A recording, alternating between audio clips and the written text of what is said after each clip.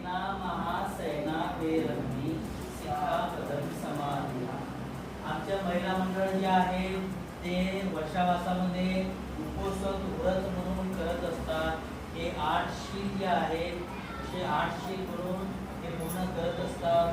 तर त्यांच्यासाठी ही माहिती आवश्यक आहे. तर मग उच्चासैना महासैना म्हणजेच काय, तर उंच आसन, जमिनीपासून उंच आसन. आणि महागड जे आहे महासैना, महासैना म्हणजे महान, महागड, मखमली असं असलेलं, ज्याला हिरे मोती लागलेले असतात, खूप सजवलेलं असतात, त्याला महान म्हणतात. उच्चासैना आणि महासैना असे 2 प्रकारचे आसन. सैना म्हणजे आसन, तर 2 प्रकारचे, एक बसायचं आणि एक झोपायचं, असे 2च आसन असतात. तर म्हणून या ठिकाणी भिक्षूला जे आहे याचं बंधन दिलेलं आहे की मी असं करणार नाही. उच्चासैना महासैना.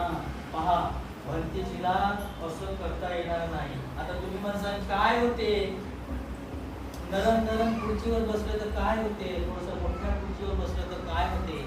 तर याचा परिणाम जो आहे हा चांगला नसतो. त्याच्यामध्ये ही नशा असते.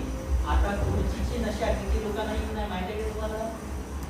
खुर्चीची नशा, मला खुर्ची पाहिजे, मला खुर्चीवर बसायचं आहे, माझी सत्ता, माझ्या सत्तेची खुर्ची मला पाहिजे, म्हणून हे असं वातावरण सगळीकडे सुरू आहे. म्हणून भिक्षूला जे आहे असं करता येणार नाही.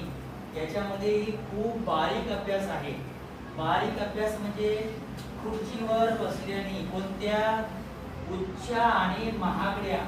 भंतेजीला बरं, बाकीच्यांचं ठीक आहे, बाकीच्यांचं म्हणजे उपासकांचं ठीक आहे, यांचं ठीक आहे. आता हा उपासक सांगा बरं, लग्नामध्ये बसते का नाही खुर्चीवर? कोणत्या खुर्चीवर बसते लग्नामध्ये?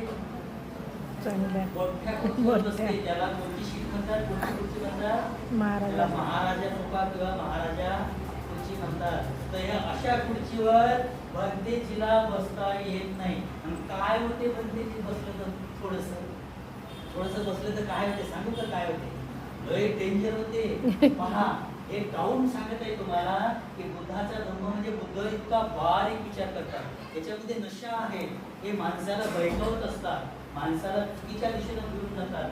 म्हणून भंतेजीला कुठे जायचं आहे? देवानाकडे. नजरटी असं झालं नाही पाहिजे. खुर्चीवर बसल्याने काय होते तर पहा, खुर्चीवर बसल्याने काय होते तर मी तुम्हाला एक डेमो देऊन दाखवतो. खुर्चीवर बसल्याने काय होते तर बघा,